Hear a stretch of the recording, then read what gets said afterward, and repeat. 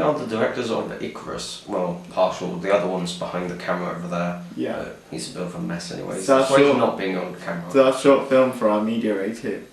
Yes. And we're going to try and explain to you what the story is. What the Um, plot is. Basically, the story of Icarus is about is trying to go along the original story of Icarus, of how he gets this power to fly, and then he rises too high towards the sun, showing that his power, he's taking advantage of his power a bit too much. Yeah, but it's a modern take on it. Yeah. So basically, it's going to be about a It's guy. also a parody of, I guess, Simon Says, because the main character is called Simon, who discovers he has a power to get people to do anything he asks them to do. Yeah. So, Which is originally what the original title was, until Ben wanted to call it Icarus. which I think is better because It's it's more definitely sophisticated. Yes.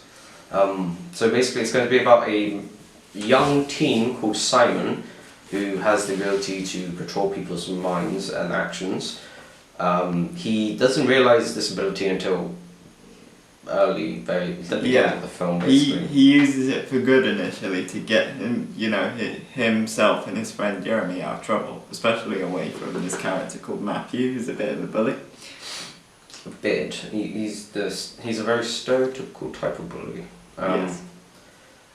But then they start to use it for their own gains. So to act as modern filmmakers, we decided to put a bit of homosexuality as part of the story, in that Jeremy is gay and he uses Simon's power to get a boy to want to go out with him. Yes. Simon uses the same power to get a girl to jump on him. That's not the best way of putting it. What I mean is, again, is a girl to fall in love with him. Yes.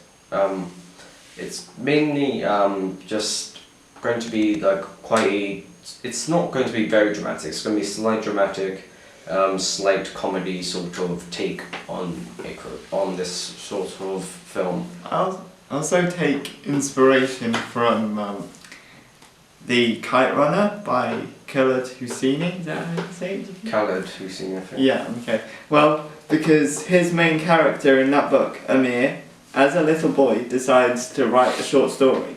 The short story in which this guy realizes that when he cries, he can cry pearls. So he gets greedy and tries to discover ways in which he can make himself cry. And he realizes ultimately, in the end, he realizes that the way to make him cry almost non-stop is to kill his wife. And not only does he get really, really rich, but obviously he regrets it by the end. And we kind of want to have an element of that in Icarus as well. Yes. So now Ben has decided that he wants to talk about some archetypes. Basically, we're using the Icarus archetype, which Luke mentioned before, in the form of Khaled Hosseini's Kite Runner, in a modernised way, obviously. And we're trying to go on how actually the Icarus archetype of having a power that eventually leads to your demise is similar to the way in which the elite control the masses. We decided to apply some of Gramsci's Marxist theory. Communism. Yes.